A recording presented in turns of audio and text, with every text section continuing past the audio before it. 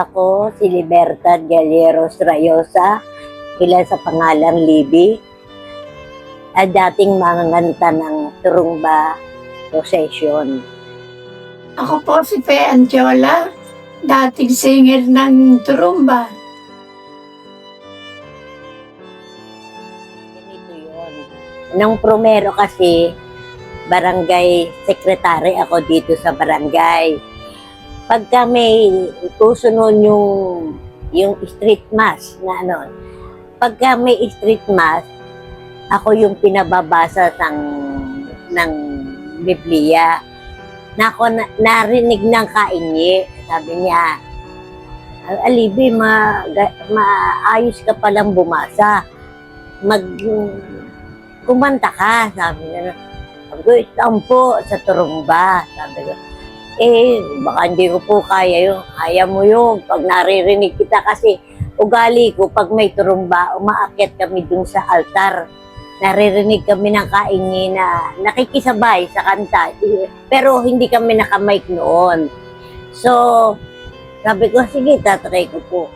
Kami ay nakilala ng Kanye noong una kaming kumanta sa Nayong Pilipino. Wala daw kakanta, wala kakanta. Kinuha kaming dalawa ni Levi.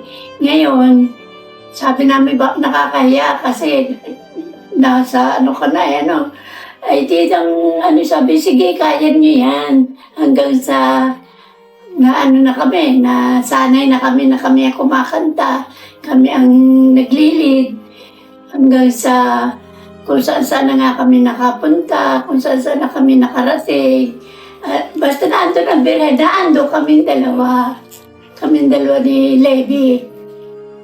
May kabady-bady kasi ako, si Sister Pe. Ako yung first boy, siya yung second boy. Yun, simula noon na hinasama kami ng kaingi pagka may prosesyon ng turumba. Talagang best friend kami noon. Talaga kami, basta may turumba, sabihin niya sa akin "Hoy, partner, handa ka na." Ganun yun. Lagi akong pinapaalalahanan na, tayo tuturumba, kasama kita.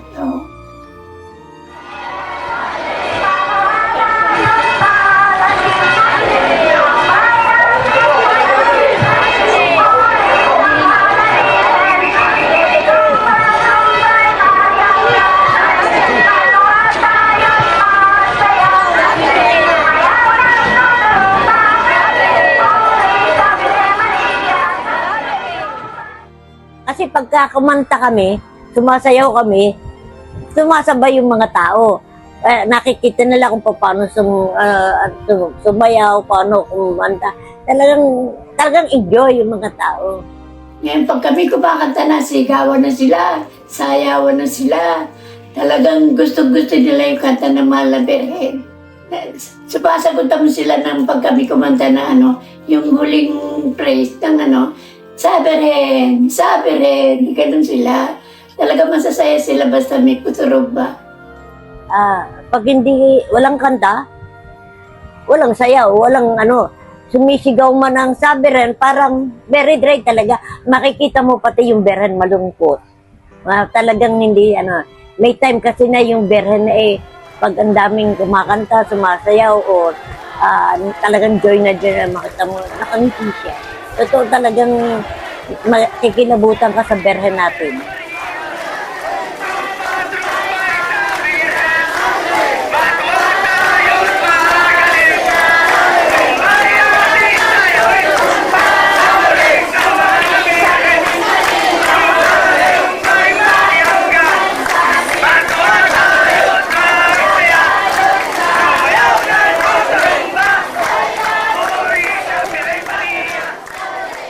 Pero ang trabaho namin noon, pag nagpo-prosesyon, lilibot sa bayan. Bago umalis ang berhen, aakyat na kami sa altar, kakanta na kami hanggang sa lumabas ang berhen. Paglabas ng berhen, naandun kami minsan nasa unahan ng andas o nasa ulian. Ay minsan, nasa unahan kami ng andas, ng berhen. Hindi kami minsan nasa kalagitnaan kami. Tapos, minsan naman nasa likod kami lalo't walang musiko, minsan nasa likod kami ng andas para marami kasing tao, nahahati yung tao na ano, pagka dun sa mga nganta, maraming lumalapit. Kasi nai-enjoy nga talaga sila kasi pumasayaw sila eh.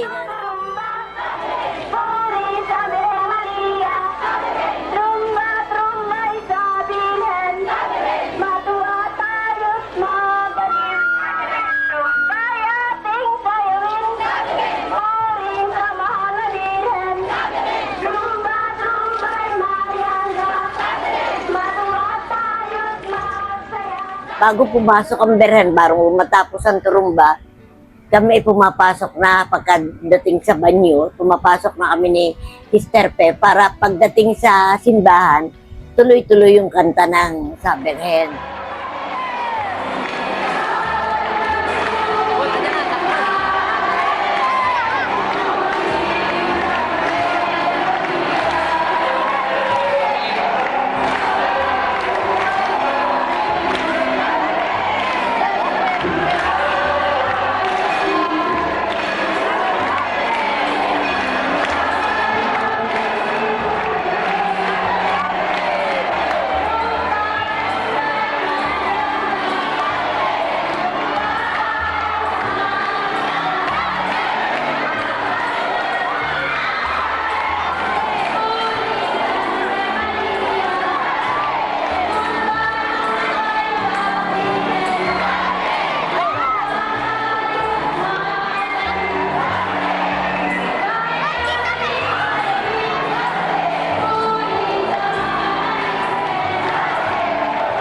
Nung araw daw, sabi, di ba sabi, kaya nabuhat yung berhen ay kumunta na. Yung replika, kaya nabuhat ay kumunta na.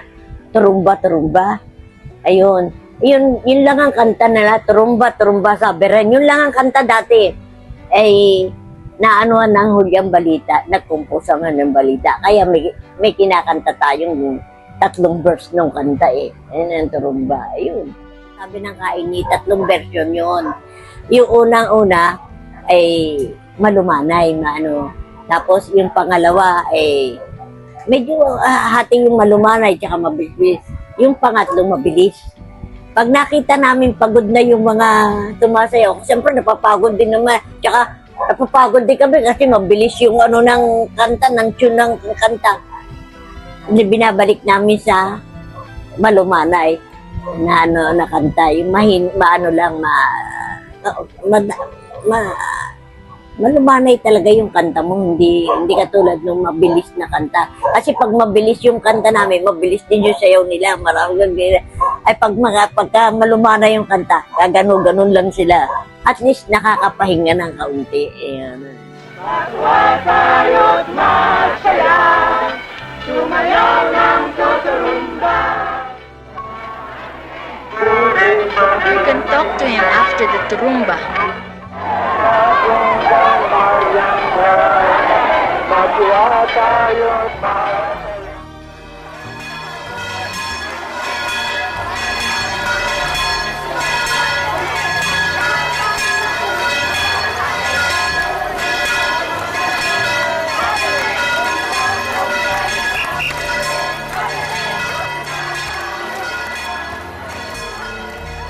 Nung mga panahon na yon ay laging umaalis ang berhen, laging nakukumbida na ano. Kami yung kasama ng kaingin na una-unang pumunta sa prosesyon ng Intramuros. Kami yung una-unang kumanta. Naka-motorcade pa kami noon na kami kumanta kasi mahaba yung ano. Hanggang sa nagtuloy-tuloy na yon. Punta kami ng Nayong Pilipino. Laging sinasama kami ng kaingi. Punta kami ng San Pablo doon sa ano. Basta kung saan bayan kami pumunta, ang kaingi makumbida ang turumba, hindi kami iniiwan ng kaingi. Ando makapunta kami ng Cavite, Lumba, basta lagi kami kasama. Pagka naman kami sinama ng kaingi, wala kaming gutom, talagang pinakakain kami, libre kami sa sasakyan. Minsan nga, binibigyan pa kami ng pera. Minsan sabi namin, huwag na po, bigay nyo na sa iba na. Pero binibigyan kami kasi sabi nung kain niya, hindi, bigay ito noong nagpa-tawag sa atin, nagpa-anyaya. Share tayo, sabi ng kain niya. Hindi, ayun, hanggang sa patuloy na na kami basta laging may turumba, lagi kami kumakanta dito sa palibot ng bayan, nakamay kami. Laging kasama ng kain niya. Kaming dalawa na sister pe, laging kami. Hindi umaalis ang kain niya nang hindi kami kasama. Kaya naman kami lagi sinasama ng kain niya kasi wala nga kakanta may mga mananayaw, may mga pag wala nga naman kanta, di wala nga naman sasayaw, walang Tsaka talagang noong panahon yun diba sa Kalakasan, talagang pagka kumanta ako sa turumba, lalo ako lumalakas. Lalo tumitinis yung boses ko diba? Kaya sabi ko talagang mapaghibala talaga yung beren natin. Talagang Marami. sa Kalamba, sa Intramuros, basta marami lahat na puntahan ng Beren, kasama kami. sa Cavite,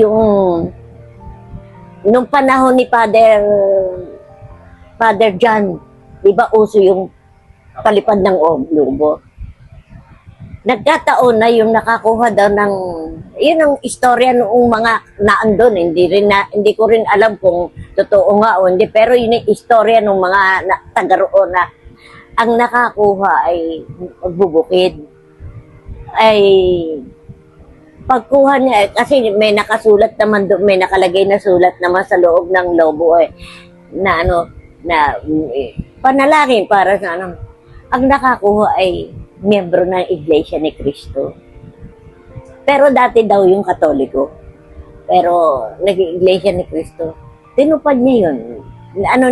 Tinanggap niya yung ganong date, pupunta sa kanya siya ang tinupad niya. Tapos, balita nung mga hindi naglaon bumalik na uli sa pagkakatoliko. Narinig ko lang na istorya din ng mga taga roon maganda nga karanasan namin. Nung kami nasa Pasig, punta kami ng Pasig, kakanta, may ininyayahan ng Beren Siyempre, bago magturumba, magmimisa muna. Bagat ng kalagit na bago matapos ang misa biglang lumakas ang buhos ng ulan. Talagang napakalakas, may kidlat. Talagang super lakas. Sabi nung mga kalapit namin, mga mananampalataya din. Ay, paano kaya yan? Hindi tayo makakaranas ng turumba kasi hindi makakalabas ang Beren. Sinagot ko sila. Sabi ko, huwag po kayong mag-alala. Hindi po papayag ang Beren na hindi siya makalabas para sa turumba, para sa inyo. Titigil at titigil. Blessing talaga. Tapos ang misa, tapos yung ulan. Bigla talaga buhos na. Tapos ang misa, tapos ang ulan. Kaya kilabot. Sabi nung mga talaga naman palang mapaghimala.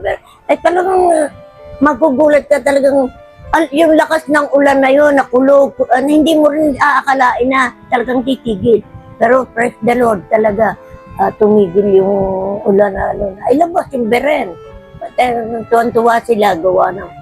Talagang doon ako naniwala na talagang gulat na gulat din sila dahil talagang biglang tigil ng ulan. Pero napakalakas. Talagang parang bagyo na may kidlat na, may kulog pa. Talagang, ayun, awa ng Diyos, nakaraos, kami. Ayun, yun ang karanasan ko sa turumba. Laging kasama ng kain kaming dalawa na sister pe, laging kami. Hindi umaalis ang kain nang hindi kami kasama. Yun lang. Katulad ngayon na marami ng kabataan Tsaka, ayun, hanggang sa kailan lang naman ako umalis doon. Siguro ito ng mga 20s na lang ako umalis kasi medyo matanda na, medyo malat ng hindi na bagay. Baka pumiyak na mapagtaon na. Tsaka, pinaubaya ko na din sa mga choir na kabataan, mga bumababa na sila kami na po ang kakanta. Sige, okay lang, walang problema. Ay, nagkataon naman pati noon na nawala na si Kainyi. Si Sister Pe, hindi na rin kumakanta, nagsosolo na ako minsan. So, nagpasya na ako na tumigil na ng, pero nito lang mga 20s ako tumigil.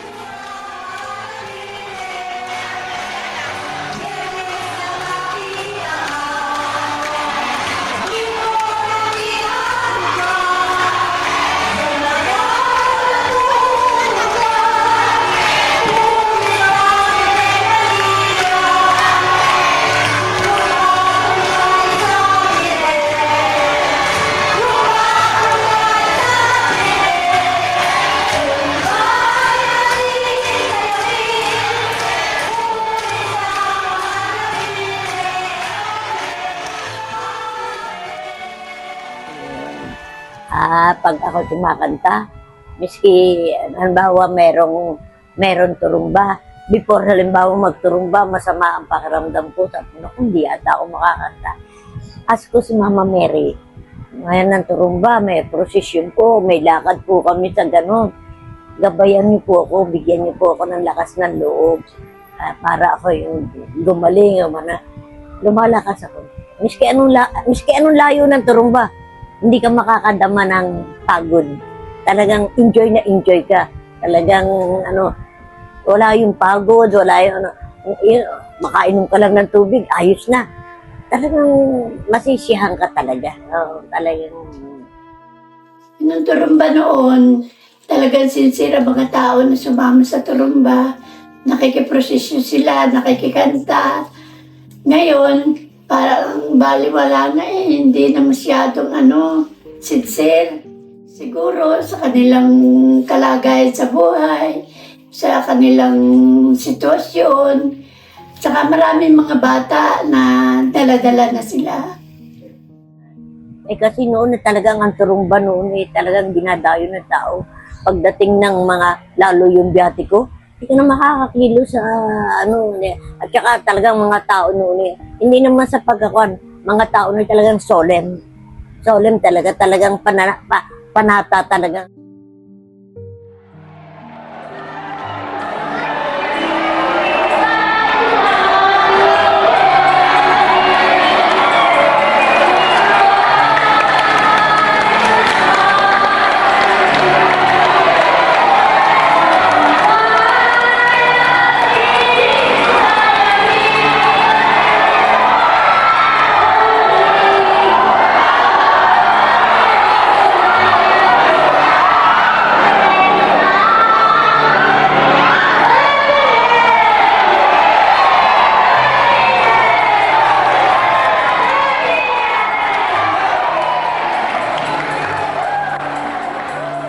Tuwing ako kumakanta sa turumba, talaga ako napapaluha. Sincere na sincere ako sa pagkanta. Gustong-gusto ko yung kanta ng Mahal na Birhen. Kumanta ako noon dati, kung hindi nyo naaalaman, noong araw, lumaki ang aking goiter. Ang laki-laki na niya, sabi, operahan. Sabi ko, ako natatakot. Ako sa Mahal na Birhen. Tuwing hapon, nandun ako sa simbahan. Nagmamakaawa ako. Sabi ko, Mahal na Birhen, tulungan mo po ako. Maalis yung aking nararamdaman. Ayun, nawala. Nagpatuloy na ako ng pagkanta.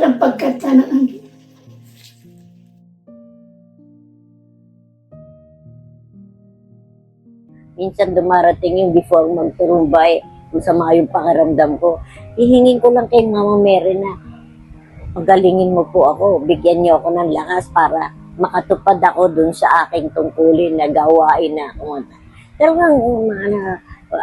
doon din ako humingi ng anak Kasi ilang taon na akong hindi nagkakaanak. Doon din ako humingi na. Katulong yun sa humingi na. Tapos dumating kasi yung, alam naman na mag-asawa, may dumadating na masaya, malungkot na May dumating din akong pagsubok. Nagtangka pa nga ako noon na hindi maganda. Pero parang pagharap ko sa altar na nakita ko si Mama Mel, nakangiti sa akin na talagang hindi mo makakuha na, minsan makakuha mo na lang Parang anino ni Mama Mary dumadaan sa harap. Talagang naniniwala ako sa sabi ng mga mamimiesta na may himalang nangyayari.